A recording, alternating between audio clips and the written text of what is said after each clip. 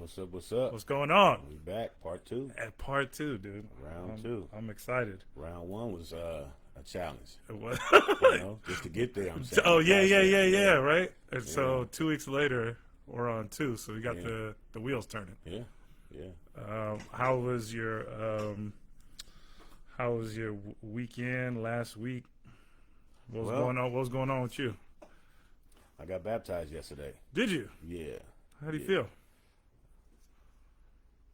I think I feel a little lighter. Lighter? To be honest, I don't know. It's just now that the process is, I've gone through the process.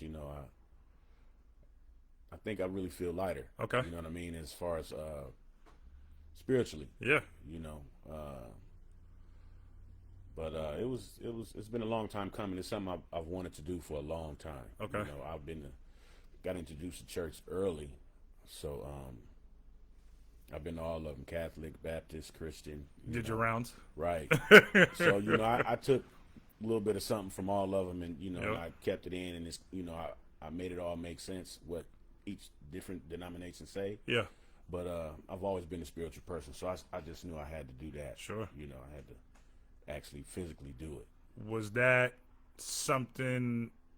Was there someone who maybe kicked you in that direction? Like, was there any moment where you're like, "Yeah, I should do it, but I'm not sure. Maybe, maybe the timing wasn't right, or I think my initial, when I was a kid, yeah, I wanted godparents. ah, You interesting. know what I mean? Yeah, That's yeah. crazy. But I got 10 years on my siblings. Okay. So And where are you? Like middle, oldest? I'm the oldest. Oh, you're the oldest. Okay, Yeah. yeah. So, by the time, the structure in the household got a lot more refined, Yep. That part wasn't there for me. Okay. You know what I mean?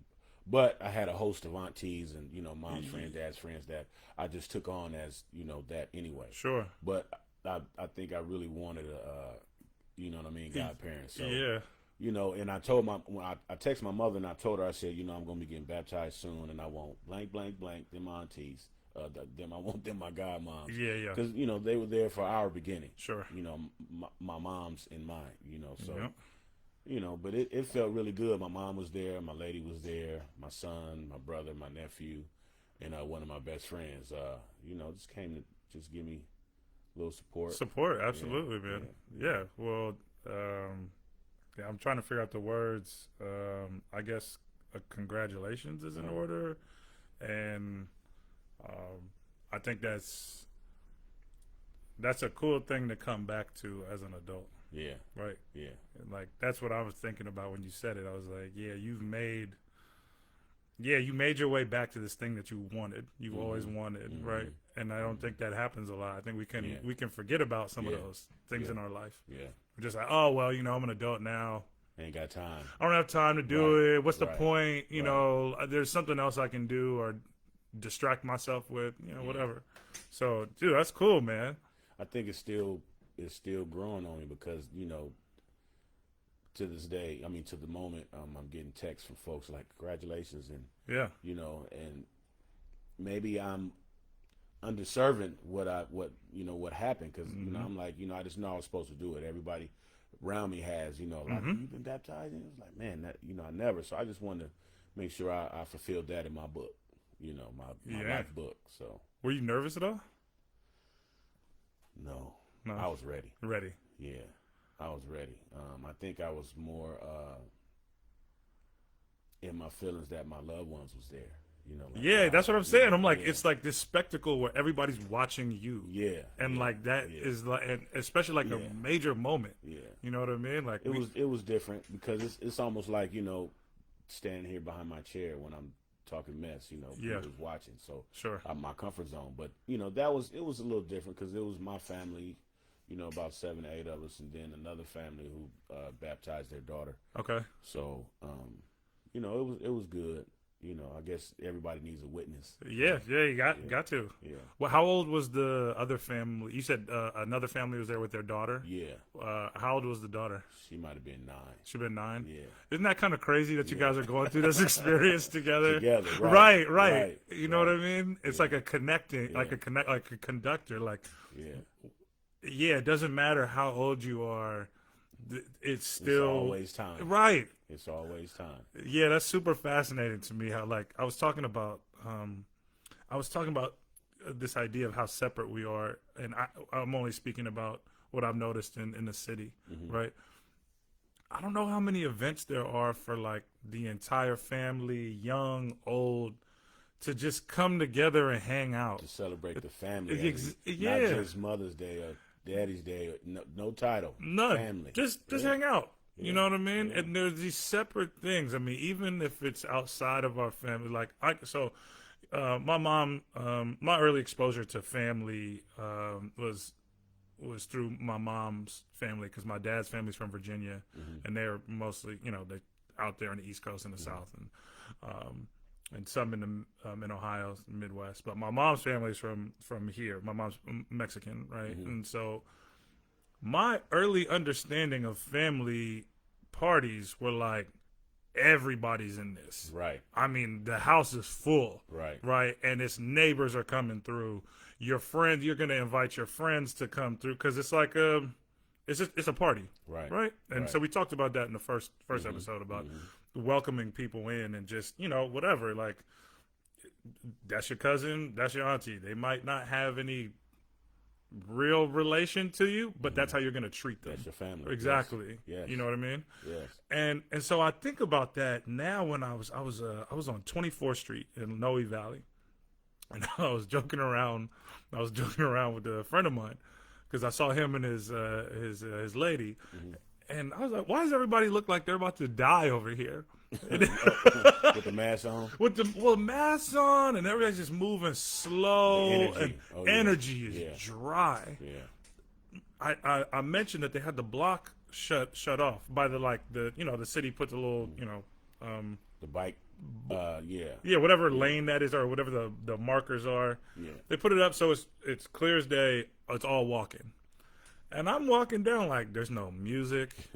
There's no life, no laughing, no everybody's. I'm running by myself.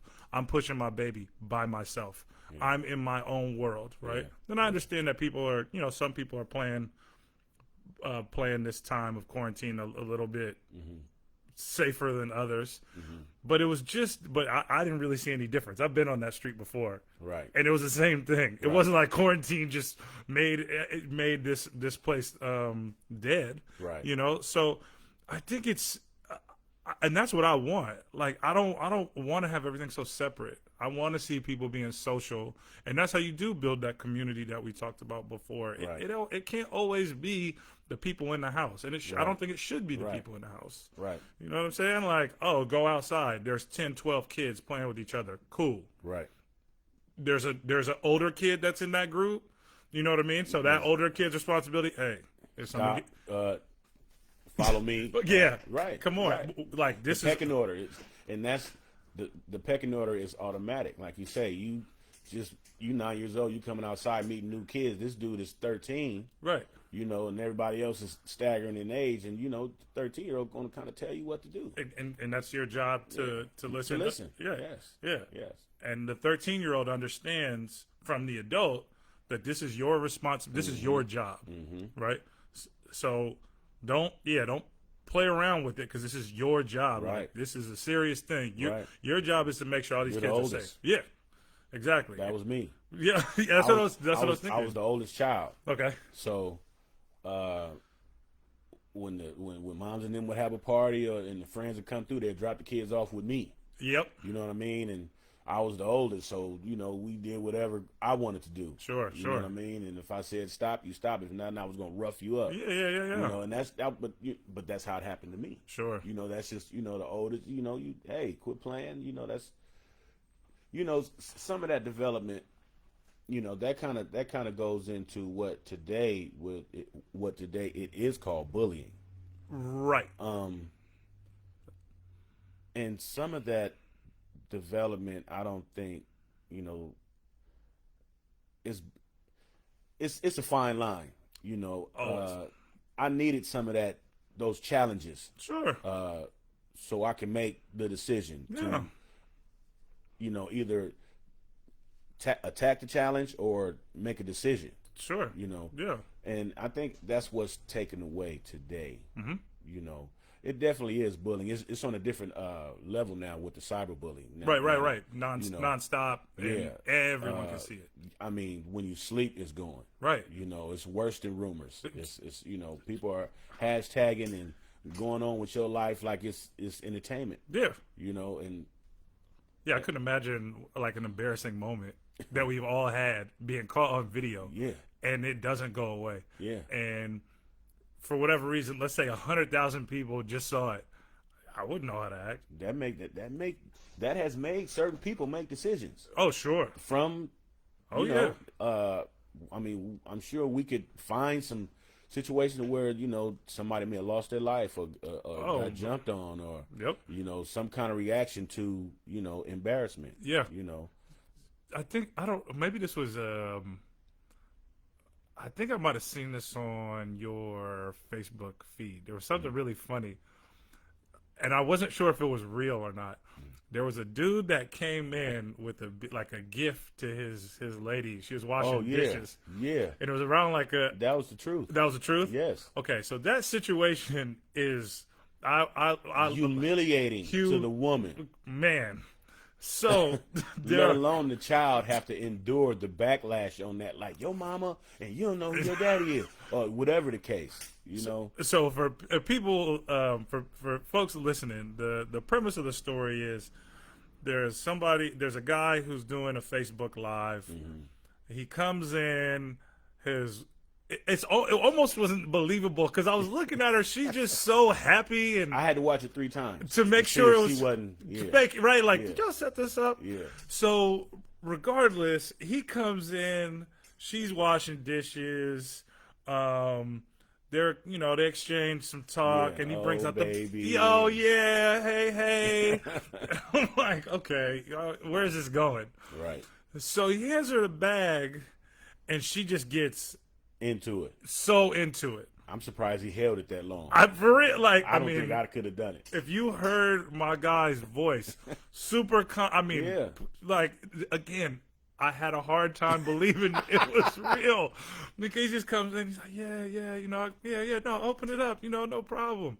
So she's opening up the bag, he played it to the T. He did the bag inside the bag, inside the bag, inside the bag. Then there's an envelope. And the funniest part, one of the initial parts was she goes, oh, I hope it's the bracelet that I wanted.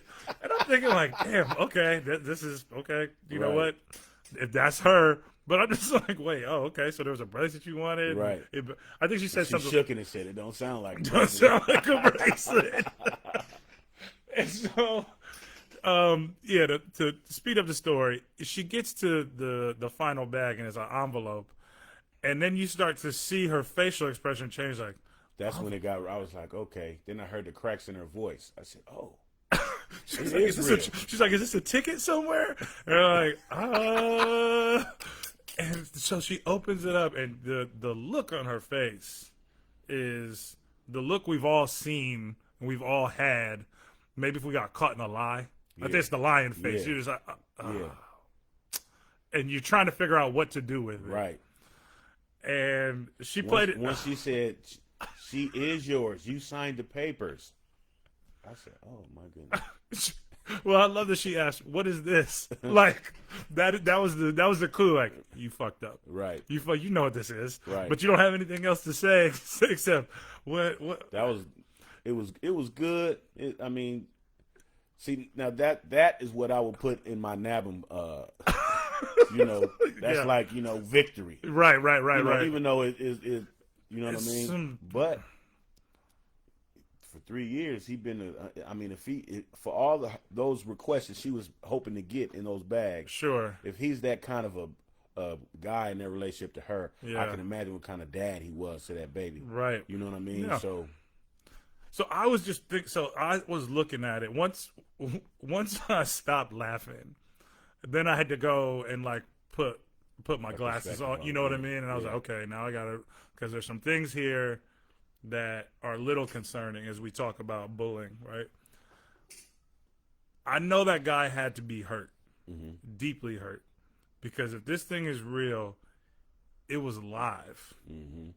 And I want to say there was like, when I looked in that corner to see how many people were watching, it was like 600 people, right? Already on it. Already on. And and that's what, part of me, that's why I was like, why are there 600 people on here? So he must have told people like, okay, I'm going to do this, and I want you to see her reaction. So in one sense, regardless if this is acting or not, that's the part where I was kind of like, well, what's the purpose of showing everybody? What's the purpose of almost like, it's bad enough, like, look, unless she's a total sociopath, homegirl's gonna be broken. Right. This is gonna hurt. You know what I mean? But he's broken. He's feeling broken. And that's already. that's where I was he's like, trying to match humiliation. he's trying to match. You know? He's is like, it good? Is it fair? No. No. But in his emotions, Sure, you need to hurt like I hurt. right. And he felt that was his best way.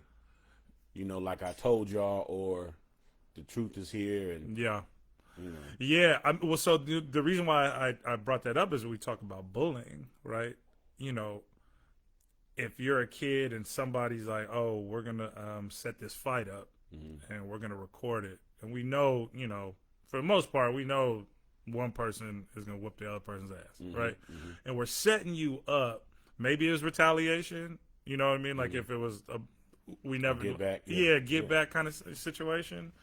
But that idea, that's the part that kind of like makes my stomach turn a little bit like, oh man, like, do we need to show people?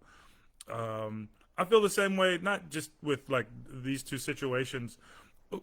In some moments of like, in some moments of celebration and joy, right? Like, let's say you and your lady go out to eat, right?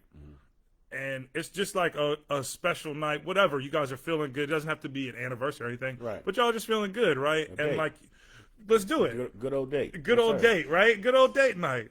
And you share, you know, maybe you share with her how good it feels to be around her. She shares those words with you. I've seen people do that and record it, and I'm like, well, why? For what? I mean, I have a feeling I know why, right? But that's supposed to be a moment between y'all two. That's something y'all are supposed to share, right? Some of those things we don't need to see. Right. And I know that this is one of the things that's hard to navigate with, like, the ability to record. Right before, it'd be like, oh, we got to bring a camera and like we got to set the whole thing up. Yeah. Now it's like, okay, prop this phone up right here on on whatever's on the table. Okay, now like let's show people. You know what I mean? And so yeah, I wonder about this, like this culture where we're just trying to. It is about like showing. It's like a reality TV me. Yeah. So, you know, this is, you know, that's kind of like the people that take the picture in the hospital. With the stuff all over. And then, you know, they give you the sickest look they can, and then they say, pray for me. Don't ask no questions. Okay. Your real friends are praying for you anyway. You know? Yeah. I don't think Mark Zuckerberg was thinking of prayers when he made this portal for us. But, you know, hey, you know, people, that's the beauty of being an individual. Sure. You know? It's just that I think some of these internet institutions don't make it don't help you. No. A lot of people aren't, you need to qualify. You need to pass a test. To have a social media account. You know, you should be able to, you know, like driver's license. Yes. You had to pass a test. Yes. Yeah. Yeah. I agree. I think that there should be. Not everybody deserves a Facebook account. No. No, and you should probably reassess every 2 years. Every 2 to 3 years, you gotta go back, renew your license. Right. You know, See if you're ready. see if you're ready. Yeah. We're gonna go back and look at your report. You know what I mean? Right. Yeah, I think there is something to be said about being ready to have an online presence. When I see something like that, and I haven't seen too many of them because I took a break from Facebook, but now I've started to use it a little bit more because I get some of my assignments for school through our Facebook group, our class group, and then I've done some live streaming when I DJ, right? And so, I'll get caught in like a 5-minute Facebook scroll of Right. well, let me see what's going on here. I had it before. I had it probably over 10 years ago, and then I got off of it because I saw what was happening. I saw how much time I was spending on Your it. phone screen time, it'll tell you how much. How much exactly? Right. So I got off it, but now that I'm on, I went through a scroll and I did see, I did see these kind of posts, a couple people in the hospital, and then I forgot the other ones, but I just saw a cry for attention, and maybe, specifically with the hospital one, that's fascinating. Because you would think if you're in a hospital that things aren't good.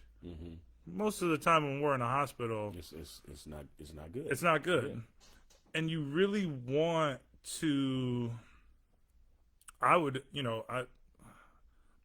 very fortunate to not have been in the hospital too many times, but you really want the people who are close to you around you, and that's kind of where the focus is, right? Yeah. You're thinking, like I had my appendix removed, right? And like we said this before, like I can joke around about anything. So I'm fucking around with the nurses and like the surgeon. But I had my my mom and my sister there, but never once did it cross my mind that I wanted to like explore I wanted to go to my phone. Oh, right. Like, it just never crossed my mind to think, like, let me... Oh, look at me real quick. Especially, you don't look good. Yeah. That's the other part. It's very fascinating, because normally when we talk about social media, it's the best version or the best time according to you. Not you personally, right? Yeah. But, like, you want to make sure everything looks good on your Instagram, your Facebook feed. Right. Oh, I'm having a great time. Right. Man, look, I look great. But this is like a special case with we're talking about the hospital video or photo or whatever. You willfully are like, I look terrible. Right. But I'm sick. I'm sick. I don't know, but pray for me. And like I said, I'm learning to not be I think it's self-esteem because I know my time of development is different from today. Sure. One particular instance, when my grandmother was sick, she, growing up, she was a very vain lady. She cared about her look at all times. And they brought the hospital bed home. Okay. And so she was pretty much bedridden, and my little cousin, we are about 15, maybe 20 years apart. Okay. So I was completely wrong for why I was upset about seeing my grandma on Facebook sick. Yep. And I never said nothing to her because I had to check myself because, like, that's her world. Yeah. She has a development era also that she grew up with her grandmother as well. It's our grandmother, but it would have been, I would have been out of line to. I mean, I could have said something.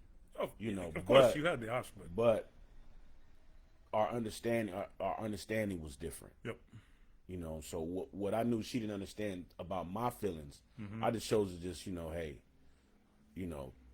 but I just didn't like it. Yeah. You know, when other people, you know, put up there, you know, and it's like, man, dude is not even looking right, or she's not even looking right. Yeah, yeah. Like, if it was up to them, do you think they would want to not look right? Right. On, you know what I mean? I mean, I just know we care about our look. Sure. You know, That is, it doesn't, that crosses. don't put my picture on Facebook if I'm in the hospital. I will definitely not do that. No, I'm just saying. I mean, because, you know, I don't want to be, you know, I'm trying to get better. It's personal. Yes. It's a really personal moment. Yes. The same way you're saying you're at dinner with your lady, and what's your lady's name? Cicely. Cicely. You and Cicely are sitting there having a moment Right. that no one else can have. Right. It's your moment. Right. Leave it there. This is your moment in the hospital. What if I don't make it? You want the last thing you see? I do not want the last image. The last image of me is, Right. I'm dying. I'm hurting. Right. Got this damn hospital gown on. That's not what I don't want that. Not my scare. Not when I'm that vulnerable. I'm scared. Right. A lot of folks stay in the hospital. They're scared. It's just Yeah. It's a fucking hospital. Man. This is a fucking hospital. Man. People are dying. Yes. Like next to you. Yes. Yeah, it's that personal moment. I mean, that's the theme that comes to my mind. Yeah. Like, why do we have to? What is engaging us to like let people in our lives that we really don't have close relationships with? Right. You know, I can remember getting into a couple conversations with some ladies, you know, throughout my life as an adult around social media, and you know, I would hear, well, men are creeps. They're creeps. They're creeps. And I'm like, I'm not disagreeing with you. I know dudes can be creeps. I'm not disagreeing with you at all. I just don't understand. Such a stalker. Such a stalker. I'm like, yeah. And then I would pose this question. I was like, but you go on your phone and you alert people as to where you are and what you're doing. Right. So in one sense, yes, I understand that people should respect your space and people, but I'm a realist. There are creeps in the world. There are people, men and women. Don't put me and in the anyone backpack. in between, whatever you want. Yeah. Everyone, we're a strange species. Yeah. Okay. Yeah. If you let people know where you are, and they've got something like, I really, you know, like maybe, or maybe I'll So show when up. you show up, don't act surprised. Don't act. Like, You told him where to dude go. is hella thirsty. Like, well, you told him where he can come drink. Right. You know, it's juice over there. So. So that same idea, there's a yearning for Attention, and in that case, we want space, but we're okay with letting people into our lives. Like my social media, I think there's one. I think I have one picture of a family member, just because I'm not paranoid. I'm extremely careful about what I share online. Yeah. You know what I mean? Yeah. I As just you should. Yeah. I just want to be careful. I don't want, you know, I want to respect other people's privacy, but I've just heard, you know what it is? I've heard stories. Yeah. I've heard stories where there's so much access and you can start to tell a lot about like a person based off their feed, and not like what kind of person they are, but oh, I know that house. Oh, I know that block. Oh, I know that person. Oh, y'all people looking in your background. They're not everywhere. looking at you. That's kind of like how the rapper dude got killed in L.A. Oh Pop yeah. Smoke. Yeah. He did the you know, selfie video. And they seen the address or whatever, and boom. You know, how you're enjoying your life. Sure. You know, kind of enjoying your like one. So yeah, son's birthday. Yeah. How old was he? 23. Fresh 23, man. 23. Senior in college, about to Where's he in school? Montana State. He's out here now, but he's going to be finishing up in Montana State. I believe they're going to do it online. So. But he was in Montana before this? Yeah. What the hell what was his, what did he share with you? God damn, Montana. He said Montana. Especially right now, man. It's been, I'm sure there's some real divide. But I don't want, but I also don't want to speak too much because I don't know a ton about Montana. What he says more so, he says more cattle than people out there. Oh, for sure. But he said it's more of a native state. It's a lot more natives. Oh, okay. In Montana, so. That makes sense. It's going to be a little bit of that. Well, of course. But anyway, graduating high school in Ukiah is kind of like a, you know what I mean? So he, Ukiah, California? Yeah. Oh, up near like the top of the state. Yes. Oh, yeah. So he graduated high school in Ukiah and went to junior college in Roseville, Sierra JUCO. Yep. And then got a scholarship out to Montana State. So he Ukiah, man, we might need to have him on. Yeah. Because that would be a story. Yeah. Ukiah, man, I've only been to Ukiah one time when I was a kid. Went on an overnight. We had a big swim meet. Mm-hmm. We went to Ukiah. I remember that bus trip specifically just because I don't get what is it like road sickness or whatever. Yeah. But going up there, I was like, man, this is. I was like, yo, where are we? But it was gorgeous up there. Yeah. It was beautiful. What's funny about us, how we are down here in the city. When I was preparing for him to graduate, I'm like, dude, what you want to wear? I'm gonna buy you this. I'm gonna put you. I'm gonna have you tight. Right. You know what I mean? So I get this little outfit together and I buy him, and get up there, man, and 95% of his graduating class was in shorts and flip flops. Yep. I damn near put together a $300-400 outfit for this dude, and his classmates come down in thong flip flops. That's right. And I'm like, that was an eye opener. Yep. Because we worried about the wrong shit. Mm-hmm. All that stuff was a distraction.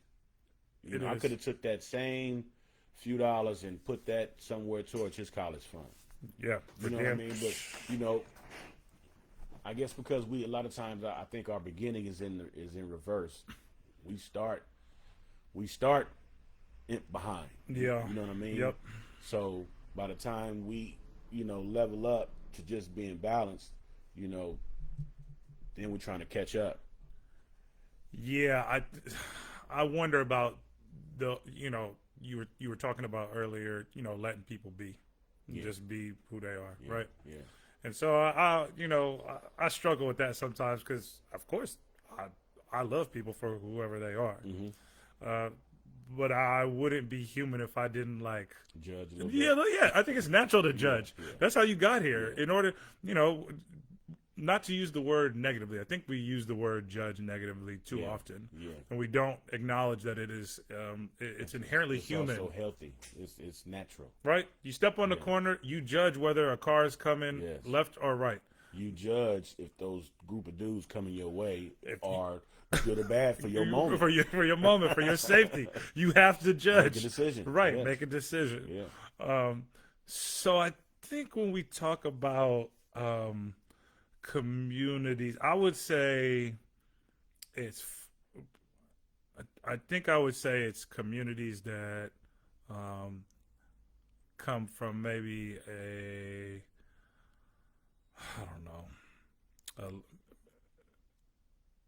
whatever. We'll say when it comes to we'll talk about us specifically, right? Black folks, right? Certain struggle. Yeah, and we know that historically that we have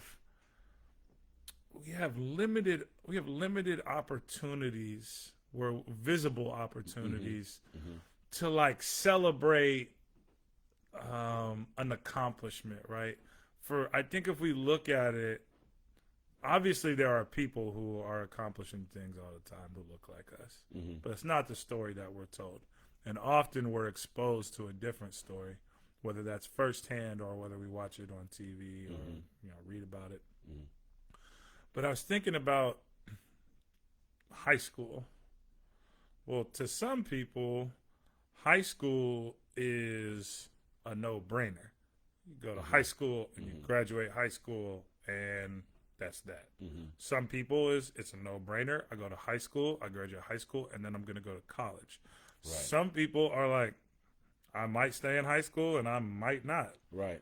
I don't really see the purpose that we talked about this in the first one. Like, if you are in the first episode, if you are someone who has to support your family, support yourself, and those around you, it may not seem like high school is the best thing for you. Get you in a trade, right? Like, and get you going, right? Yeah. Or I need to make money now. High school's not making me any money right now, right? So I don't see the purpose. Or like, I kind of see it, but you know what? This fast money is far more interesting, right? So I think when it comes to the high school moment, we get so excited because part of that it sounded like was you as a parent, like, right, yes, like, yeah, okay, man, like this is major, like you should celebrate this. Man, and I sat up there in tears, right, as you should, like, right, you're watching another moment, right? Like you're watching a moment in what's your son's name? Durante. You're watching the son in Durante. You're watching your son Durante take another step in the right direction, and we should celebrate those moments.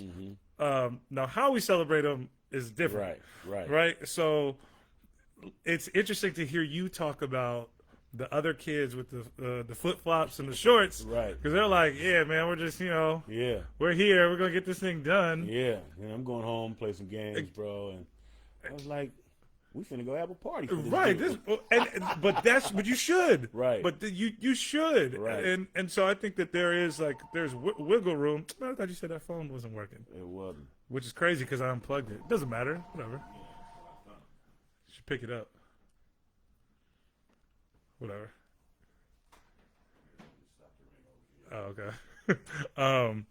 So I think that we should celebrate those moments. And we should maybe that's what it is. Maybe we become more intentional about how we celebrate, right? So there's something.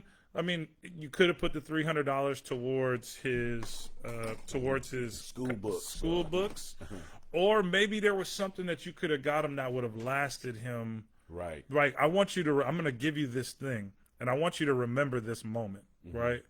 Like, those are things that we don't necessarily. It's taking me time to think about this because, and I've gotten closer to it. Where if I give someone something, I want it to last, and I want it to be memorable. Right. And it's more about the thought, right? Like maybe, I don't know what it could have been. To be impactful. Right. Yes. Right. Like, you know what I'm saying? Like, in like 20 years, he comes back like, man, I remember, my pops gave me this in my high school graduation. Yeah. Right. That's right. The fresh clothes, be like, yeah, I don't fit those anymore. Right. Matter of fact, they was uncomfortable anyway. So like, I think that the ideas are great, and it's just about reframing it. So, it gets just more meaningful. Yeah. You know what I mean? Oh, yeah. Like, I feel the same way. Like, I remember my dad used to say the same thing about, my mom was definitely the one who was like, oh, let's go get your school clothes, and, let's do this. And every time I come back, like, do you need all this? Right. Like, why'd you need this? Like, you know what I mean? It reminds me of that. More frugal. Right. Yeah. Mr. Frugal. Yeah. Right. Which, again, that's cool that's a cool thing. I'm glad my mom was taking care of it, though, because he would have had me. But you balance about that today. True. Yeah. So I think like I said, I heard you say that, and that reminded me of how I feel right now. I'll be finished with my master's program in next summer. I'll graduate from San Francisco State. Right? Congratulations. Yes, thanks. Sir. I already have it in my head. If I don't really care to go to the graduation because that part is boring to me. Right. But what I do want is I want to have a party. Right. and I want everybody to come to the party if they can. That's Anybody who I know, Right. come to the party. Because all it is a celebration. Right. We're celebrating a moment in time. Yes, this is great. But the part of education for me, I'm like, well, now the real work starts. That you know, like, not to say that being in graduate school is a cakewalk, by no means, right? Like, it is hard. I've struggled with it. I'm glad I'm struggling with it. It's a learning process for me, not only to learn information, but to know what I'm capable of. To know that I can sit in a classroom and I can read and I can be kind of like, I can be relentless about learning and being curious. You know what I mean? Right. But the graduation part, I'm like, man, you can keep the gown, you can keep all that stuff. Yeah, all that dog and pony show. Oh, I don't need it. I don't need it. Right. I too would want to show up in my camo shorts and my sandals. Like, what's Right. going on? Right. I'm here. But I also remember that it's, now this is where I struggle. It's not always about me. But that's like a pressure we put on ourselves, right? Yeah. Because that same way, I'm sure, like, you know, Durante and other students, you know, like him are like, man, this is a family celebration. Mm-hmm. You know what I mean? Mm-hmm. Like, people sacrificed for me to Yeah. get to this place, Yeah. and like, I almost owe it to them. Yeah. Anybody who's ever given you any kind of advice, on, Anything. hey, do better. Hey, Yeah. get better. Hey, this will help you.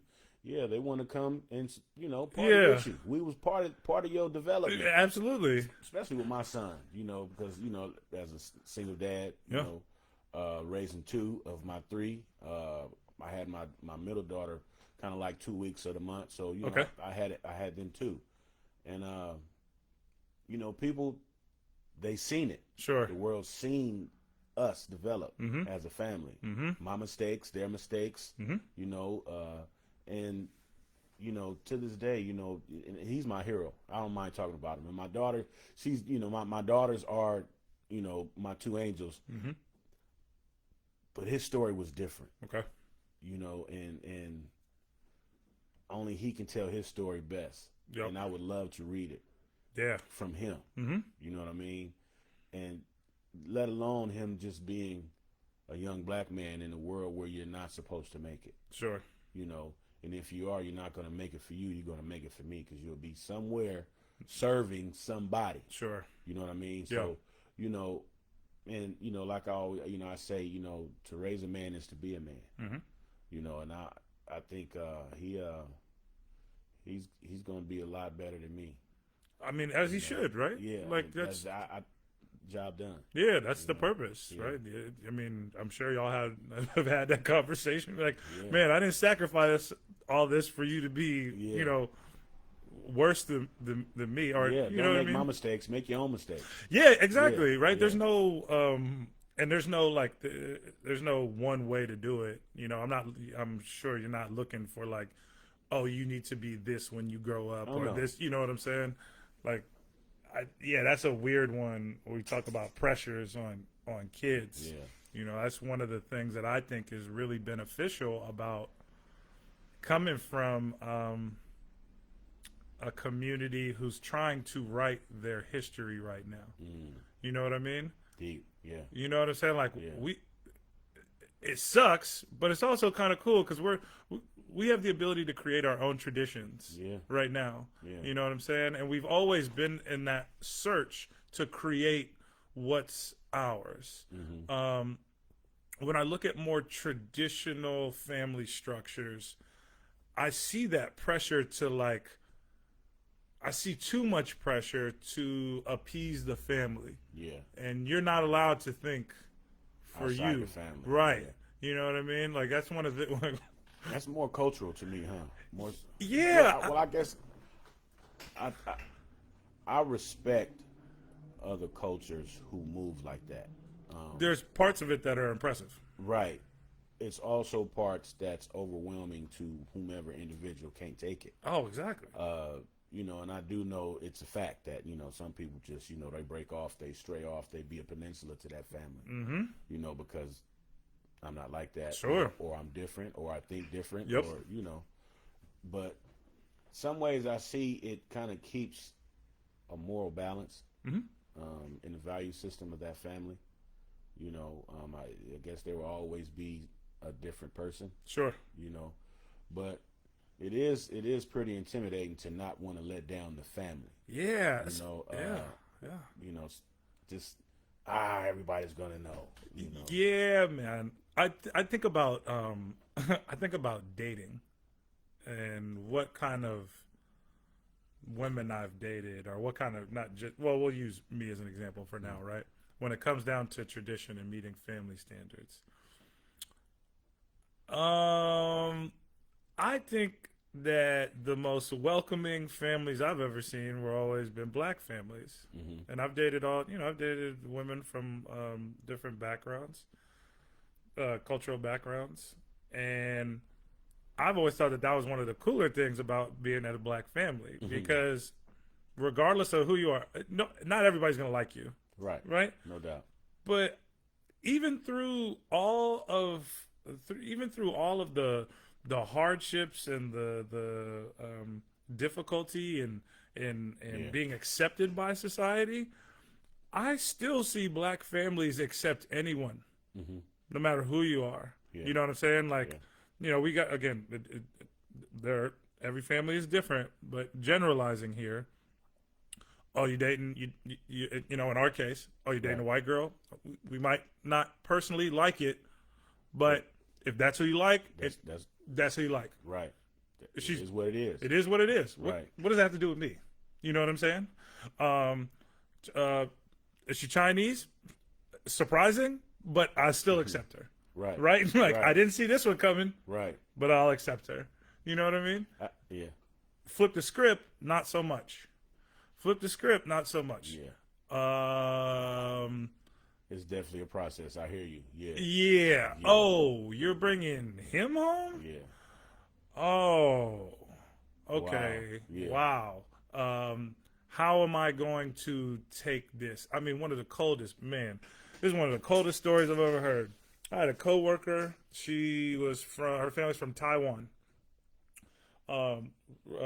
Really, really nice lady. Name was Ann. She worked at the school called the Millennium School. It's like a new startup school, right? Mm-hmm. And we could talk about anything, and I appreciated that, because I really haven't had a ton of relationships with Asian folks, Mm-hmm. for whatever reason. You know what I mean? It just never happened. Mm-hmm. Circles didn't, paths didn't cross. And I was like, oh, this is cool. Like, yeah, we could talk talk about some truth. Right. About Right. And she was like, can I share something with you? I was like, yeah. She's like, you want to hear something fucked up? And I was like, yeah, go ahead. Mm-hmm. She's like, my father's on his deathbed. And I'm sitting here, I'm talking to him in the hospital. And, he's kind of, still being closed off. Mm-hmm. Not really sharing. I mean, deathbed, like, Yeah. it's that time. We're about to shut it down. Last conversation. Right. So she's, emotional.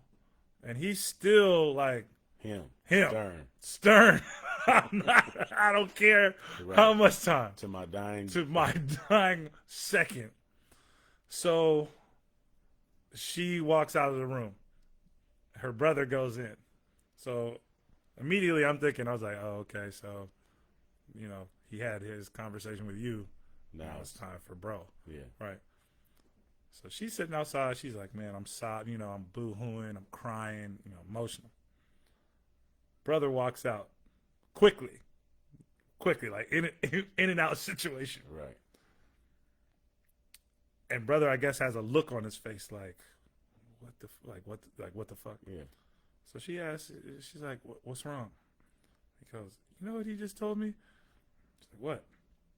He's like, I want you to remember two things. So the first one, don't smoke, because he was dying from cancer. Wow. Right. Don't smoke. And then he said, don't marry a black woman. Dying day. On your last second. He meant that. I mean, Wow. cold. Yeah. a reality though, a reality of that is a message that is spread, and that's not something. And I've seen this in a couple articles as we talk about the race relations right now. We talk about white, black, and the anti-blackness or racism between white and black folks. But I'm always kind of raising my hand and say, well, hey, it's not just white people. True. And I would argue that white is a mentality. Anti-blackness is a mentality. Yeah. And you don't have to, you don't have to be white to have serious issues with black folks. Yeah. I've seen that within my own family. Right. It's been one of those weird things. Where you're like, damn. I mean, we're absolutely related, but because I'm not 100% Mexican, you have. You're kind of different. Yeah, you have some kind of issues there. Yeah. Right? You know what I mean? Like, I saw that. Right. Fucked up. Yeah. And so when I listened to this, like, it made me think of, like,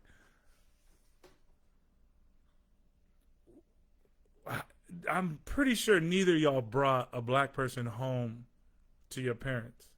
Because from what I hear, what Ann told me, I was like, oh, neither. Yeah, no chance. Because you probably wouldn't even feel comfortable, right? Right. And those, I mean, and Ann was one of those people who was like, yeah, I don't give a damn what he thinks, right? She was able to break away from that. Yeah. But if you're the person who does not break away from it because it is such a part of your culture, you never lived your life to its you fullest never lived your value life for yourself. right? Yeah. Where does that play out? I think we see that later on in life. I think that's where it starts to come out. It doesn't happen, right. Doesn't happen during your, the years when, you're just falling in line and you don't question. I think as you start to get older and you start to reflect, you recently had a birthday, you know what I mean? Yeah. I'm sure you had some reflectionary time where you're like, okay, where am I at? Right. You know what I mean? Right. Who am I? Who am I? Who am I? What am I doing? And if I was someone who essentially just woke up and was at, let's say you get to 45. Fuck it. Let's say you get to 50. And you wake up. 2 more years. Two more 50. Let's say you get to 50. And you wake up and you realize I've been listening to my family my entire life. I don't know anything about who am I? We all go through it. I don't care who you are. Yeah. We go through a moment. Unless maybe you have a severe, brain issue or, something like that. You go through that moment where you're like, who am I? What have I done? Right. You know what I mean? Like, and if you get to the point where you're like, I don't know, you can have some serious discovering to do. Yep. Yeah. If you have the capabilities to even want to reach into yourself, that's a whole nother level. Sure. Some people don't even want to really know who they are. It's scary. That's because of that. It's scary. Yeah, yeah. It's super scary. You might not be nothing like the folks you've been around all your life. I mean, Likely, not, but no. Yeah. Straight up. I've been reading about relationships and how they change over time and how that is a struggle for us.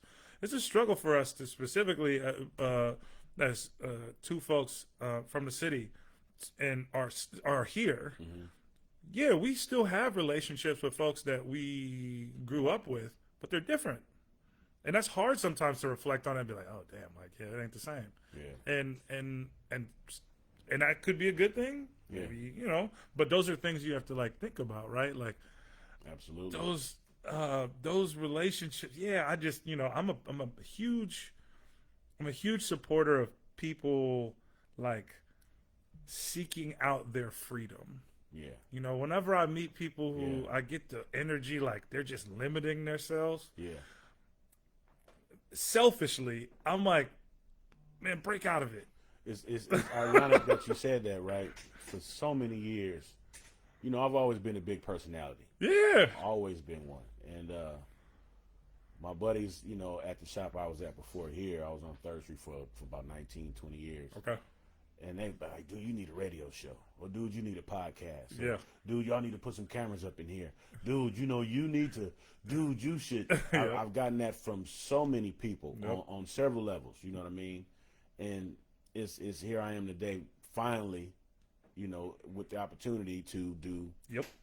So this just might be just that, the screen door between the next door. Yeah, you know. for sure. So yeah.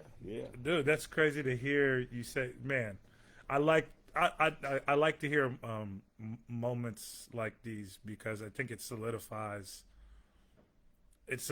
both of our paths. Our paths have been different, Yeah. right? Mm-hmm. But we ended up in the same spot. Same spot. Yeah. I went to my undergraduate degree was in broadcast journalism. You couldn't have told me anything. As soon as I got to school and I fucked up for about 1 year and I didn't do any work and I was going back and forth to New York to go see a girl. After I did that, I had a great a great friend who was dedicated early on. And she was a broadcasting major as well. But I saw her, like I said before, relentless. Mm-hmm. Like, oh, where are you going? I'm going to the studio. Oh, okay. Yeah, she's about her business. I'm going to the studio. Yeah. Oh, damn, really? Right now? She looked at me like, why are you not going to the studio? Right. I don't understand. Like, why are you asking? You know what I'm saying? That's what we do. Exactly. This is what we do. Like, Right. I'm not about to be out here playing around, And so once I got in there, I was like, oh, and I picked up on that energy. Mm-hmm. And I was like, okay, this is what I want to do. All right, this is what I want to do. How do I do it? Okay, I got to come to the studio. I got to learn how to shoot a camera. I got to learn how to speak on a mic. I have to learn how to set up a mic. I got to learn. You have to learn, right? Yeah. I had a really, really great time creating a closed circuit sports channel or sports talk show on campus.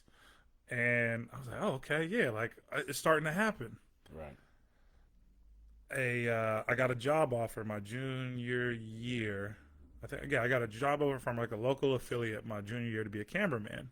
And I was like, okay, cool. Like I'm seeing, I'm like, yep, look, it's happening. So I get to a local affiliate, and I don't think anybody really had told me. But I kind of, I guess I caught wind, like, oh yeah, like it's a tough industry. Like this is not, you're going to get worked. Yeah. So I remember going in, and it couldn't have been more than the first week. One of the editors comes to me, and she is like, look, a black woman. She's like, look, station manager,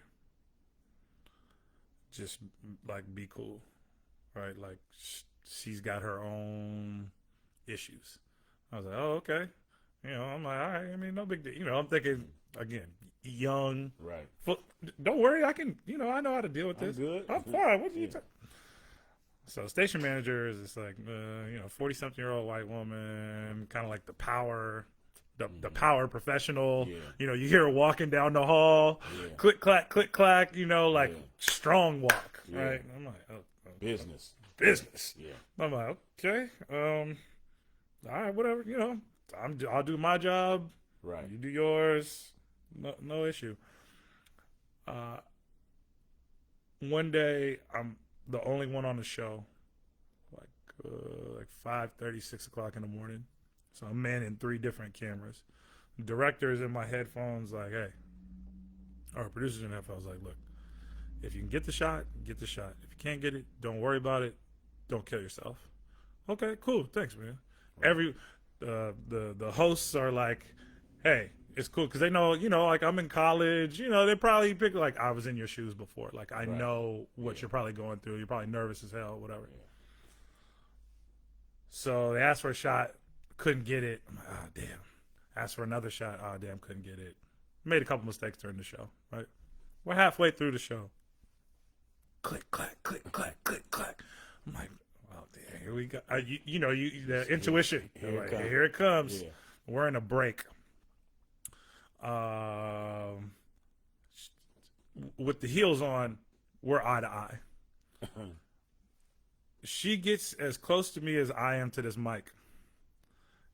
And he's like, we didn't hire you for this.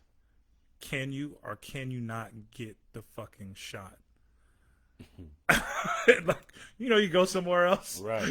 I was like Right. looking. I just went somewhere else. Yeah. I looked to the I looked to the left of her glasses, like I'm gonna focus in on that point Right. because I can't look at her in the eye. Right. And then like I learned, I'm just looking for. I'm assuming what I did was I was looking for some type of validation or support, and so like I look over at the talent at the desk, Yeah. and both of them are just like. Right. I'm sure, because they didn't know me knew me well enough. Yeah. But the way that interaction happened, I could only imagine that they're thinking like, okay, one, what is she doing? And then two, like, what is he gonna do? What is he gonna do? Now, granted, I was like, look, that's not me. I'm like, you can yell at me all you want to. I didn't see it as a real threat. Right. To my physical safety. Just know you a trip. Like, Yeah. this is crazy. Like, Yeah. this is crazy. Yeah. Like, wait. So, I didn't say anything because I was like, nothing. How do you play it? You can't say. I'm not gonna say a word. We have a show. We still have a show to do. Right. You know what I mean? So Let's go get it done. Let's get this shit done. Yeah. But I'm going to. If we don't have later on, nothing happened, right? I was like, so is this just how this works? Who do I go to talk about? Should I go? No follow up, nothing, right? I was like, oh, okay, cool. I quit, Right. because that's gonna happen again. Right. And But ain't no telling how you're gonna. Now I don't know how I'm gonna react the next time. Yeah. I don't, Yeah. because I know where I know where I went. Yeah. I know where I went that time. I was like, wait, let me just, the corner of the glasses, just focus right there. You know what I mean? Let's go somewhere else. Find me a focal point. Find me a focal point. So it's interesting that, and I told myself, if I ever went back into broadcasting, that I would do it for myself. Mm-hmm. And so I know that was long-winded, but I want to come back full circle. Yeah. It's interesting that people were telling you this at the shop. Yeah. For over 20 years. Yeah. At one point, I was in this place where this is what I want to do. Walked away. Coming back, let's see, I graduated college in 2007. Right? 13 years? Mm-hmm. 13 years later, come back. Okay.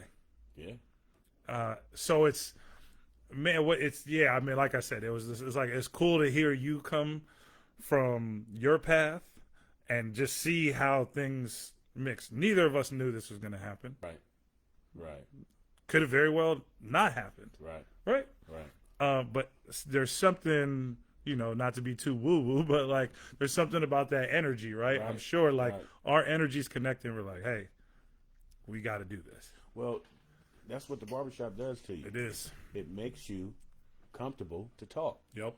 And a lot of times you can't lie because somebody gonna bust you out. Right. Yep. Somebody gonna question that story like, bruh, like, come on, come dude. on, man. Like, for real, and so that keeps our conversation authentic. Mm-hmm. And this is where I'm most comfortable. Yeah. And this is where my ears are more receptive to folks who got something to say. Sure. Because, it's pure. Yeah. It's honest. Even if it's a lie, it's a lie, but then we're family enough in here to know why this dude is lying. Right. Where the lie is coming from. Sure. He really don't mean no harm, bless his heart. Yep. You know what I mean? So, and we kind of like not support the lie, but we bust him out a little later. Yep. Like, come on, man, we got to. Yeah. Come on, that. You know what I mean? But, what's beautiful about this is a lot of my customers, I call them brustomers. Brustomers? Because they're my brothers. Yeah. It's family. Man, I got people I've been cutting since 95. Yeah. You know what I mean? And not to say I'm the best barber in the city, but obviously I'm good at what I do. Excuse me, I'm a good dude. Mm-hmm. And I bring good energy to people. Mm-hmm. I bring good energy. Sure. I am good energy. Yeah. You know what I mean? And that's why things like this is so important, because how we was trying to do it the first time and call the energy into us. Yep. Now I think we have more control, and so folks can tune in who's ready. Yeah, we're ready for that. Not everybody's always ready. Mm-mm. You know, and I know one of the conversations we had at the men's group.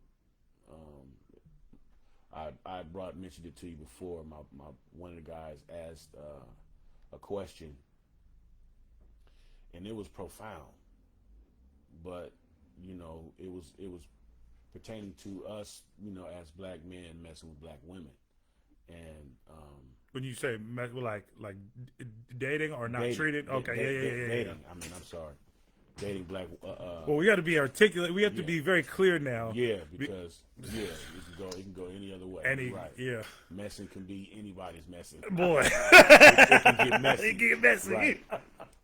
But yeah, dating black women and having children and raising your daughters, you know, and this particular situation, this guy, actually a brother of mine. Yeah. With, you know, just dating a white lady and beautiful woman, you know, great, you know, and they, you know, shared a baby, and okay. and you know, like you say, we accept all. We're not that type of people, so we're not. It's not in us to just feel like, nah, I can't mess with you. Yeah. You know, that requires effort, because naturally, if you like something, you like something, regardless, you know. But the question was, how can you say you love your black sisters and you had a baby by a white sister? She can never raise her to be a black woman.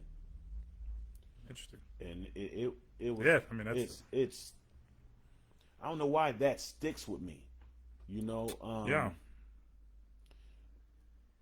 Because there is a truth and there's not a truth. You know what I'm saying? Yeah. Because she's gonna have a black grandmother, for sure. That's not black gonna aunties. You know what I mean?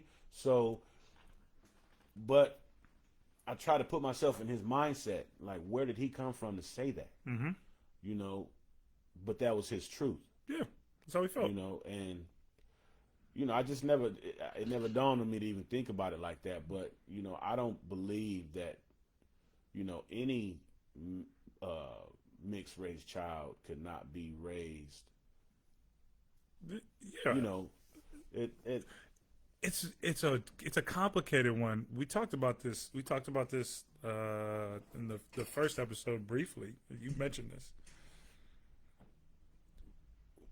It's one of the things that I think can get in the way of everyone, but specifically if we're talking about the black community. We're still holding on to blackness as an identity that someone gave to us. Yeah. Right? Yeah. And in some ways it's cool because we like it, right? Yeah, there's black events we can go to. There's our music that we can get down with. You know what I'm saying? Yeah. But at the end of the day, you're a human being. You're a person. First. And if your child is mixed, and we all have these questions, we all have these, like, I would say it's an insecurity. We do have those insecurities where, you know, if it's not, you know, I'm thinking I would have asked this person if we were in like more like, you know, like open space. Well, what does it mean to be black? Right. What's your definition of black? Right. Because now we're generalizing, like there's a way to be black. Right. You know what I'm saying? And be like, but I don't agree with that. Yeah. Yes, there are some stereotypes that have some truth that we, you know, do we like music? Everybody loves music. Right. You know what I'm saying? Like, do we like, you know, being around each other, and maybe we're a little bit like, maybe we have a little bit more, like we have tough skin. Like we joke kind of hard with each other. Yeah. Okay, well, you know what? Do you know who else does that? I don't know if you've been around anybody, but the Irish do that. Oh yeah, talk I've a lot of shit to each talk other. shit to each Yeah, other, yeah. but it's a form of like Love. love. Yeah, I think yeah. we should really examine the relationship of black folks. I was chopping it up with this dude from Ireland, and he was like, "Dude, you know we're not that much different." He's like, "I was like, oh, how so?" Because he was talking about all the turmoil in Ireland, Yeah. and like it was dark time when the English tried, even going back to the English invading Ireland, and then you got the Braveheart. yeah, you know what I'm saying. Then you got what is it? Golly, my brain's failing me right now. Was it the Protestants versus someone? But you had Yes. Yes. the religious wars going on there, Yeah. and so you had famine in Ireland, Yeah. and this guy was just saying, he's like, we're a happy people because we've had to learn how to be happy through thick and thin. Yeah. You know what I mean? And I'm like, that sounds very familiar. Yeah. You know what I'm saying? Like that's how we interact with each other, and Right. that's okay. But that's not specific to black people. You know what I'm saying? No. So in that case, when he's asking, I think it's a very valid question. Yeah. I don't think it's like a super valid question. But it just caught everybody off guard. Like, oh, how I don't, because it required you to think and like feel, well, you have to. I think that's what it made people do. Well, how do I define blackness? That's essentially what we're trying to get to. Like, well, what makes you blacker than me? Right. If we're talking about this scale, Right. right?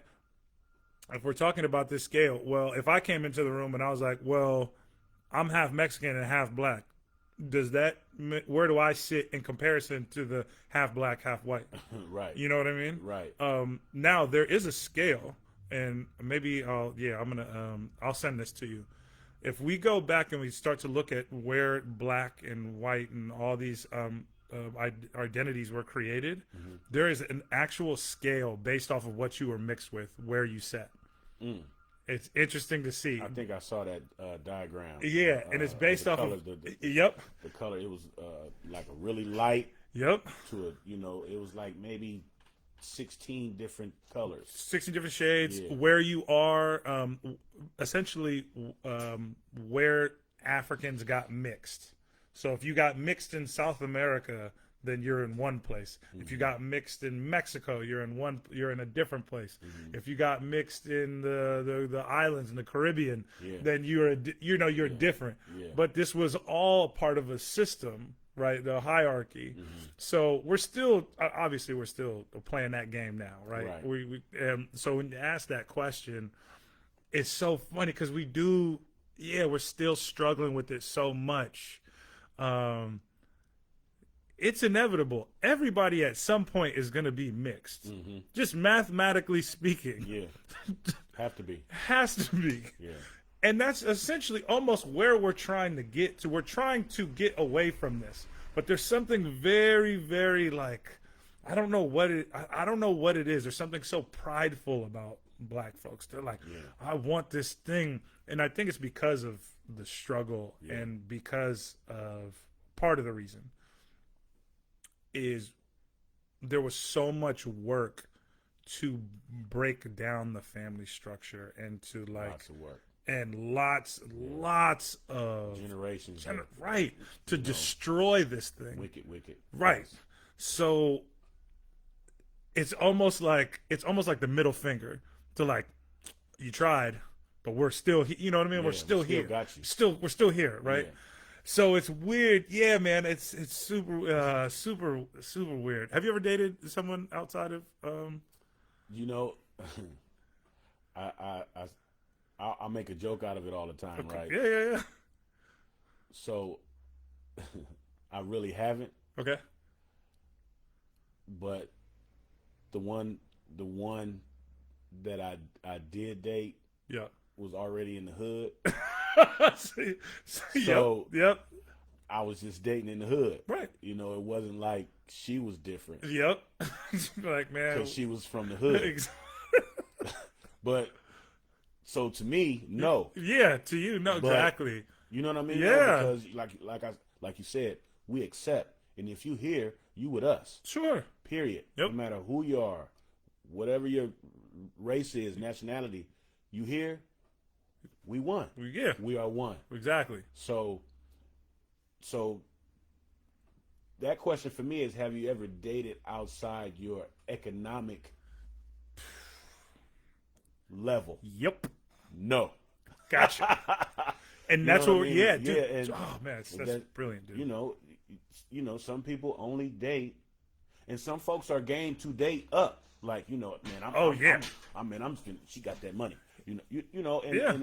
And that's fine and dandy. But a lot of times, overall, on the regular scale, we're gonna date what we see. Oh, sure. Dating stays around Yeah. your same economic value, Yeah. right? Like most of the time, very wealthy people are not.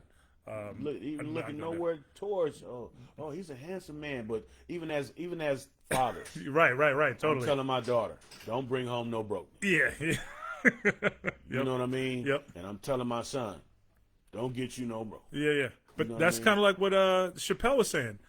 Broke is a he was saying poor. Poor is a mentality. Broke is Is like broke is like what you are. Yeah. Right. So right. that's where we like, and that's where I know this.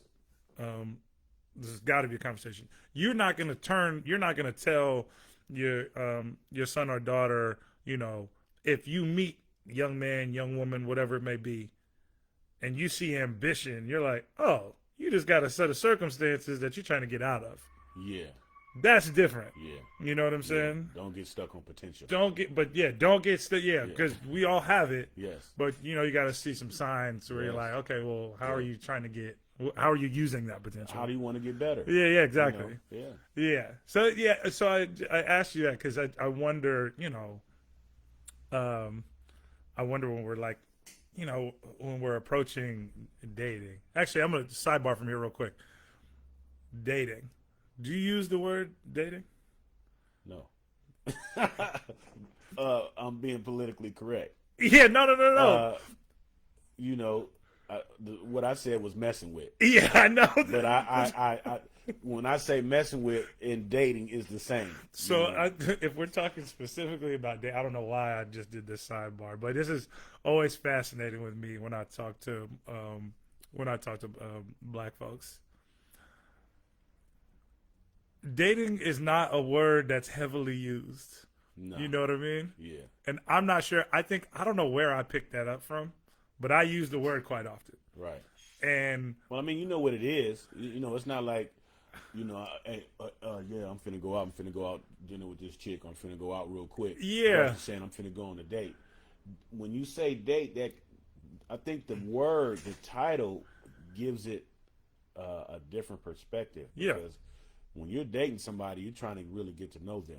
You're being serious. It's not frivolous, versus I'm finna go hook up with this chick. Yeah. It kind of, what it sounds like, yeah, it's kind of like what it's going to be. Do you think a lot of dudes lie and say they're not dating, but they're actually dating someone? Yeah. Yeah. Oh, hell yeah. Hell yeah. I mean, we live in a time now to where to have options is to like have rims on your car. Yep. And even for the women, yep, even more so for the women. Nobody wants to be tied down. Everything is it's too free and liberal almost right now. Yeah, we're in a weird place. Not weird, but we're just in a place where you don't necessarily. If I'm thinking like as you're speaking about a woman's perspective, if you're going to work, you can afford to support yourself, Mm-hmm. and historically, you don't really feel like you've gotten what you wanted from men. Right. Then you're like, nah, yeah. I'm good with whatever. I'm good with whatever. Like it's fine. And I think that's okay. That's like perfectly fine. If right. You don't need to date anybody. If you know what it is. Yeah. If you just want to have a healthy sexual relationship with someone, then be the CEO of you. Right. Don't. And then it goes back and forth because I think it's hilarious. We as men, I do think if we're talking again, I think we can oftentimes mask our own insecurity and project onto other people how we're feeling, right? So like, I'm just going to, I'm just going to, hook up with homegirl. Like, yeah, all right, but you kind of really, but really, you're going on a date because you like because her. you like her, and you don't want to be Right. You know, it's really In front more of us. to it. Yeah. In front of us, yeah. you don't want to say it. Yeah. Because you think that, one, there's a Bravado. Yeah. You know, I'm trying to keep oh it. man, Yeah. I went out with her, and then I did this with her, and I'm like, yeah, but is that really serving you? A lot of times, the one you dating, she ain't giving you no coochie. Right. We're gonna keep it 100. Right. You going on a date just because you really like her. You're trying to get there. You're trying to get with her, and she's making you respect her on another level. So you use the right word for the right situation.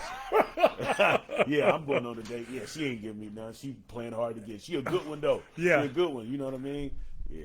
Are you an affectionate person, like publicly with your lady? Yes. You like hold hands? Yes. Like you kiss her in public? Yeah.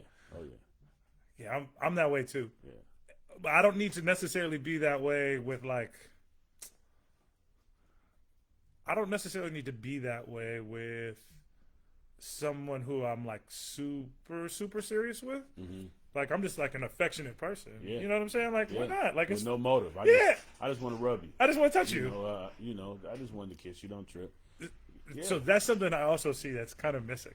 Yeah. I don't see us do that as much. Well, you know, like I said, that they're evolving a different society. Yeah. Chivalry is not the shit anymore. Yeah. Like roses. I mean, I grew up with the OGs, Mm-hmm. my grandparents' friends, my Sure. grandfather's brothers. Yeah. Man, they brought flowers and candy home all the time. Mm. That's what I do. Yeah. This one particular lady I was dating some years back, and I sent her some flowers. You know, my boy's dad, he do flowers and he dress up. He got the whole little kit, Yep. suit. You know, and he said, "Man, they gonna like when I deliver these flowers." He got all gold rings, so I'm like, "Man, take this over here to my little whoop." Okay. Right. And he went over there. He was like, "Man, I didn't know you was gonna have me going in the project." He said, "Man, I wouldn't have got this clean." He said, "But I dropped it off to her," and he said she looked kind of confused. So I called her about 30 minutes later. I was like, "What's happening?" She was like, "Man, you must be cheating. You must be. Okay. You must be. You know, my girl said he gotta be catting off if he just gonna send some flowers for nothing. It's the middle of the week. Yeah. You know, and to me, I mean, I got attitude like, come on, what type of, you know? Like I just showed you the sign that But yeah.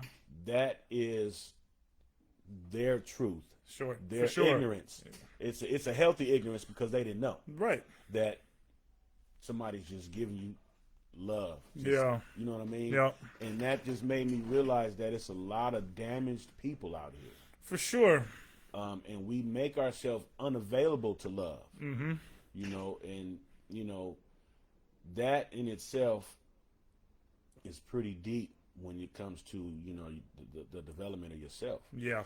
You know, you can't even accept love, or you don't want to accept love, Mm-hmm. or you're used to a certain lifestyle that's kind of dark. Yeah. And, you know, when somebody cuts light on, you run like a roach because you're not ready for that. Sure. You know, and that's when I started to look more at people's value systems. Yeah. Because I'm like, you know, I know ain't nothing wrong with my feelings. Mm-hmm. Like, you know, what I do wrong. Yeah.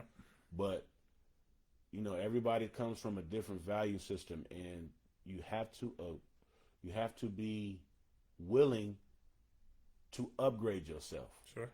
Not change, but level up. Yeah. You know, a lot of people think I ain't gonna never change. But you can always level up. Yeah. Because you'll still be that same person. Yeah. You know what I mean? But you still hold on to those principles. You know Yeah. what I mean? You're not going to lose that. But Yeah. I mean, man. I think it's like I went to Mexico City one time, Mhm. and it was a really beautiful moment for me because not only was I felt very connected to that place. Mhm.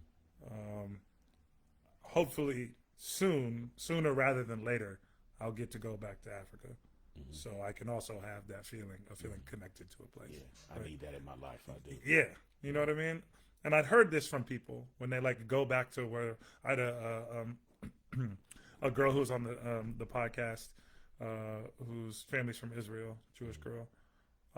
She said she talked about that experience going back, and she was like, "Yeah, it was like planted, rooted. Just I'm seeing me. You know what I mean? It's just there's that connection." Yeah. And so I had this connection in Mexico City, and I'm just looking at people, the different shades of people. And Mexico City makes New York look small. Mexico City's massive, right? But New York is like 1,000 miles an hour. Yeah. Move. Yeah. Get out of the way. Gotta go. Yes. Mexico City's got that like Latin touch on it. Like you see, everybody's brushing shoulders, but it's not fast. Yeah. People are still looking at each other. Yeah. You see people like making out next to like Life. holding hands. The whole, you know what I mean? Just that touch. Yeah. And I just remember seeing that like, oh, this is really nice. Like people are enjoying each other, connected. Yes, you know what I mean? Connected. And I like that. I don't like not in a not in a strange way. I'm sure somebody will find it strange, but I like seeing that when I'm here. Like when I see other people hugging and kissing, I'm like, yeah, that's what's up. Yeah. I like that. Yeah. Good talk. That's a genuine happy moment. A happy moment. Yeah. Yep, I've done that. Love. I've done that in like social situations. I've been at parties before, and I saw like specifically like black couples. I've seen them like holding hands or like hugging each other or whatever, and I'll come up and say something slick. You know what I'm saying? Right. But it's not like slick rude, but just applaud. I really appreciate what y'all are doing. We see y'all love. Yeah, yes. like I wish there was more of it. I do that to young couples with new babies. Oh, there you go. Okay. Because I always use my own testimony. I have 3 by 3. Yep. And the hardest part is in that first year. Mm-hmm. You lose connections, Sure. When you're young, you don't understand, what the woman goes through, the body, her process. Yeah. You know what I mean? So both of you are sometimes coming from where we come from are in 2 different headspaces. Yeah. So a lot of times the relationship fails early in the child's life. Sure. So when I see young relationships and new babies, I always say, hey man, y'all hold on to it. Yeah. It's going, and I even throw it out. It's going to be times when y'all can't stand each other. You know what I mean? But even that is in the definition of being in a relationship. You know what I mean? Two people trying to figure a bunch of shit out. That's it. And because I just know grandma and grandpa had 40, 50, 60 years. Mm-hmm. You don't do that without testament. Mm-hmm. And a lot of today's world is quick to say, I quit. Mm-hmm. I'm going to change my mind and go somewhere else. Mm-hmm. So now we got all these cable bills that's unpaid because we've been looking at too much TV. Oh, for sure. And we haven't made a decision, you know what I mean, as the controller of what you're looking at. Oh, totally. Or you're looking at I'll add to it, you're looking at what you think is a relationship. Yes. Oh, I want, I've seen this a few times. I heard, I want that thing that, my grandparents had. Do you? I don't think you do. You know what it took. I don't think you, right. You know what I mean? You might not want that, right? You might not want, you're ready, grandpa or grandma might have, been doing some things on the side. Yeah, because Uncle Junior don't look like grandpa. Right. You know what I'm saying? You don't want to know that truth about your grandma. Exactly. I mean, but yeah. But they had to make it work. So the question is, do we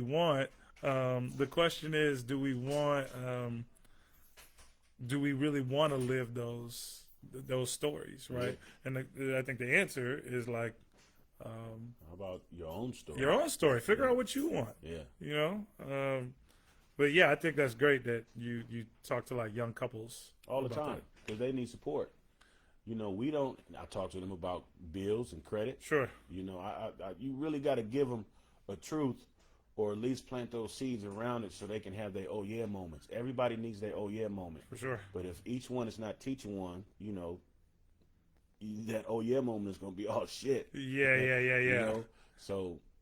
Yeah, I always try to tie it back to kids, right? And kids are going to kind of, kids will observe how their family or their friends or whoever's in their circle what those relationships are like, right? And so, I think I asked you in the conclusion of the last episode, what is our role? What is our role, and how do we make an impact? And your answer was like, show them. Yeah. Like, what I mean? You got to be that vibration, right? You got to show the kids that, hey, like don't dog her out, don't dog him out, right? Like that's not what this is about, right? You know what I mean? Especially here with this strong. Not to say it's so unique, but there's such a strong culture here of like, I need to get this money, like money over the value of a person, yes. Right? And we all, at some point, we accept it. Yeah. We buy into it, yeah. And we don't really question, unless somebody's, being very clear about like, yo, that's not how it works. Mm-hmm. But there's a history of that. You know what I mean? Like, definitely. I remember going to the East Coast and like, for school, and one of the first dudes I heard, say like, oh yeah, I'm a pimp. Mm-hmm. I was like, oh really? I was like, oh, for real? I'm like, oh, okay, like, shit, like, where, where they at? Where, because right. in coming from here, if somebody said that, I'm like, where they at? Oh, where, yeah. right? Yeah. You know what I mean? Yeah, let me see. Like, I want to, because that's not something you just throw out there. Right. There's a strong culture, right? And he didn't understand that. Right. He was like, oh, what are you talking about? Like, I'm just joking around. I'm like, yeah. You haven't seen. Right. You haven't seen that is a real, like, you don't understand that is a real thing. Yes. And so same thing, kids see that. Mm-hmm. And I think we can, if we continue to not, one, we want to acknowledge, that's a real thing. I'm not saying that's not real.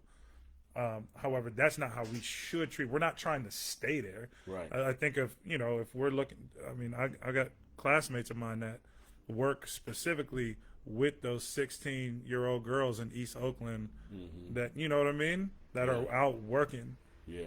And I had to put myself, it was one of those moments, those put yourself in check moments where I was like, damn, once I met one of those 16-year-old girls, mm-hmm. I had to reflect back on all that time where I was like, damn, like I really promoted this, like I really used to like think this was the thing. And, again, I couldn't take it back, but it was one of those like, damn, that's somebody's daughter. Right. You know what I mean? And I don't want that to be my daughter if I have one, or I don't want that to be my son. I would, not even that. Any young person I come around, I'm never going to tell them that's what you should explore. Right. That's something that we're trying to get away from. Like, that is an ugly side. It's a truth, but it's an ugly side to life. It is. And you don't want to be a part of this, right? So, I think if we just thinking more about like pointing it out. Same thing with any like sensitive topic, whether it be drinking, drugs, whatever. It's having the conversation. Yeah. Let's not be scared about like, hey, look, it's there. Yeah. This is the truth of the streets. Yeah. The world. It's everybody, like with my daughters. I don't know if I talk about me too much. I just use my kids because that's what you know. But even my friend's daughter, I'm just one of them dudes, but I'm gonna give it to you raw and uncut, mm-hmm. because these dudes out here don't give a damn. Some because they don't know no better, the others because they don't want to know no better. Sure, but. I say things that maybe the average dad won't say, mm-hmm. because it sounds terrible. Yeah. But I need you to hear that terrible from me first. Sure. I've had dudes watch their homie's daughter grow up, and now that she's 19, 20, she's like, look at what's her name, little bull. Look at what's her name daughter. She's thick as hell now. Yeah. And that ain't cool. Yeah. So I tell my daughters, like, pay attention to all these dudes up in here. Yeah, sure. And listen to us. Mm-hmm. Listen how we talk. Mm-hmm. We talk shit. We tell lies. Yep. It's truth up in there though. Yeah. So and even for my son, but it's a very cold double standard. It, You it know really is. That's you a know fine better than line me. too. But that's like to say your 17-year-old son come home with a 30-year-old woman. Yeah, yeah. What kind of dad will you be at that moment versus your 17-year-old daughter coming home with a 30-year-old dude? Yeah. Yep. Do you waver? Do you know for her and my boy for him? That's a good scenario. I like that. It's just very, it's a fine line Mm-hmm. because that can change his life, Mm-hmm. change her life. Yeah, yeah. You know what I mean? It can go in so many other directions. Yeah. So, with my girls, I give it to them. We're not gonna sugarcoat it because Sure. these dudes ain't no good. Right. But you're gonna attract the same energy you put out. Yeah. You're gonna get that back. Sure. So you have to protect yourself. Yeah. When you allow yourself to meet people. Yeah. And people to know you, and you allow people into your energy, your Yeah. And it's just something that we never understand. Even as a woman, we don't get objectified like women do. No way. We don't know what it is to come outside and be preyed upon immediately. Immediate. And then for them to even, the clothes today, they we was talking about thirst. Oh yeah. You put on these things, but you don't want to be, Right. But you wear these clothes, but you don't want people to see. And then when they see what you're showing them, and they respond correctly to what you're showing them, you have a problem. Yeah, that's You know? it's a yeah. I mean, it's a reality, right? Yeah. Like, I want anyone, specifically if we're talking about a woman, dress how you want to dress. Be you, Yeah. right? You also have to understand that the world, people are going to say whatever they want, Right. and that's something that I don't understand because I don't live that, Right. right? But I can acknowledge that yes, that must be weird at times. I can't imagine somebody just yelling at me, talking about my Right. ass, talking about my legs, talking about everything. But you got on the booty But, shorts. but and you now, got so a big old booty. so it's weird, man. Yeah, I have no idea. I don't know how that works out. Yeah. I don't know how to solve that problem, except when you go outside. Every day I walk outside, I understand that there are people that are quietly Mm-hmm. making assumptions about me, or Mm-hmm. quietly commenting on me. Yeah. I walk outside every day understanding that, not maybe actively thinking, but I understand that I'm taking a risk every time I walk outside. Mm-hmm. I get that. I'm like, I Right. don't know what's going to happen, Right. right? And I can't control what happens. I can't control what anybody else does. Right. So, I think people have to understand that as well. So if you are going to put that on, you got to know that What this is going to happen. I'm not saying it's okay.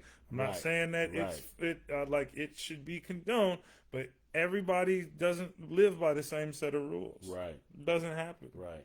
Um, And if you choose to be, if that's what you're gonna do, that's what you're gonna do. Sure. But don't take offense. yeah. Yes, it should be uncomfortable. Right. But don't take offense when someone acts accordingly. Yeah. What you want, dog want dog food. You know what I mean? Yeah. So, Yeah. with no disrespect on that, but just I mean, even for the flip side of women, what they say to us. Oh, you got them gray sweatpants on. You know what I mean? So yeah.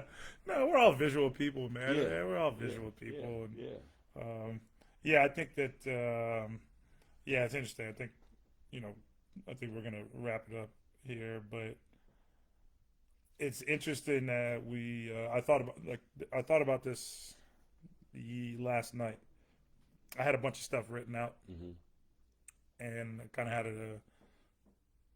like a mini agenda of like what I thought where we could go today.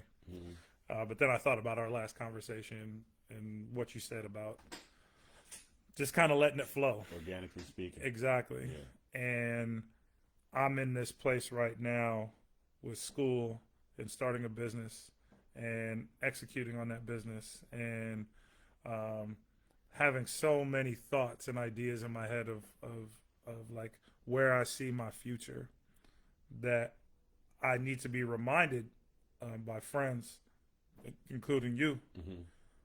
Well, let some of this thing, let this thing flow. Don't worry about so much control over it. Yeah. Let the conversation happen organically and see what happens. Yeah. And I think that's, people who listen to it are like, oh, this is an authentic conversation. Yeah. This is just like no bullet points. Yeah, we don't need to go, and that's not where we are. Maybe it'll change.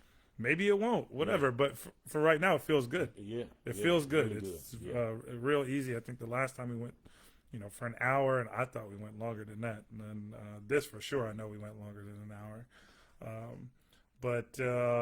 I think we hit on like what did we talk about? We talked about dating.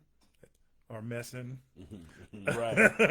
Messing with. We talked about interracial relationships. Talked about bullying a little bit. What it kind of what it means to be black, or what is black. Right. Black communities being more open and accepting of other people, of other ethnic groups. Other ethnic groups and identities. Dating outside our race. Yep, dating outside the race. I think the next one we're gonna have to. I think we're gonna bring this up. I wonder if we are so accepting of other people and less accepting of other black folks. Oh yeah, definitely we are. Oh yeah, that's a good one. Yeah, I think we're gonna. I think we're gonna. Maybe we'll start. Maybe we'll start with that on the next one. That's a good one right there. Because we don't. No, because we talked about that's what we talked about. How other more traditional cultures have to live up to the family's expectation, right? And so, with us, it's like within the. I guess maybe we do the same thing. Yeah, but we do. We broke ourselves down from the slavery. We just started. I can think. Our color system break down once, for this country, once the slave masters and the slave owners. Sure. This colors go here. Yeah. And these, you know what I mean? And I definitely think we're stuck in that. We definitely are stuck in that. Yeah. Or like if you half black, half white, you ain't black enough. Yeah. Or you got white boy in you. So field nigga, house nigga. Yeah. We are. We don't accept ourselves. You know what I mean? We see each other and we like, I got something going, but I ain't finna tell dude because, I don't want him in. This is my... I heard this lady one time. I was walking down the street and these two older black women, and I just heard them. Oh man, I think someone had just got killed in the news, and I was walking by, and I think one of them said, "Oh well, at least it wasn't a good one." And I was like, "What? Like, at least it wasn't a good one?" And I had to I kept walking, and I'm thinking in my head, well, what?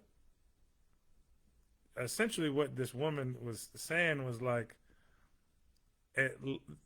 this person who died or was killed. Oh. Okay. Was lesser than someone else. Like they almost deserved it. Yeah. And so when I think about like who's good, you got yourself a good one. Yeah. Well, okay, on what scale? Yeah. How are you measuring that? That's where we come with that judge. You know what I'm saying? Yeah. I've been there before, specifically with around like I'm not a religious person, right? I remember going to college, and one of the first girls that I met, and that I wanted to date, right? That I admitted that I wanted to date and maybe see where it went, right? No messing there. Yeah, no messing around there. I was like, yeah, I want to date you, right? Right. So I went to her parents' house, and I never really felt too much pressure in going to like, you know, a girl's parents' house. I was just like, you know, it's like, this is what you're supposed to do. Right. And like I was told, or not probably because I was prepared early on. You know what I'm saying? I had people like, okay, when you Prep go, you a little bit. right, okay, Yeah. when you go in somebody's house, this is Mr. and Mrs. Yeah. And you know, you mom, you know, Yeah. you good with mom, Right. And whoever the male is, you make sure you check, you get good. You know what I'm saying? Exactly. You know what I'm saying? But I remember sitting down, and Pops was cool. Pops was like, all right, cool. You know, out from California. You came all the way to Virginia for school. You know, cool, man. Yeah. Mom came in off the rip. So what church do you belong to? I was like, Right. I don't belong to a church. Oh, are you looking for one? No, I'm not really. And that's what I was like. Well, I'm not really, you know, like I'm not a religious person. You know, went into the whole spiel. I accept everybody. You know, Yeah. like, oh yeah, you know. And she looked at me and walked straight out of the room. No more. Like you. I ain't got time. I'm not. Right. You know, Pop. You don't belong here. You don't. I don't know what. I don't know where you got think 30 you minutes. are. Get him out of here. Exactly. Exactly. Like, I'm assuming, you know, she probably went off like the, yep, see, this is what happens out there in California. You know what I mean? This is what happens out there. She got her truth. Exactly. Yeah. She believed, you know, like, oh, you came out here, and you know what I mean? But again, talking about good, bad, who we accept, who's not acceptable. Yeah. You know, it could be religion, it could be what you do for a living, it could be, you know, a number of things Yeah. that set you higher or lower on the scale. But we'll get into that next time. Yeah, I think that's a good one to start back with. Yeah. About Very how good. we, you know, how hard are we on ourselves, On our own self. when Yes. accepting people into a family. Cool. All right. All right, dude. Yes, Episode 3 coming soon. Yes, sir.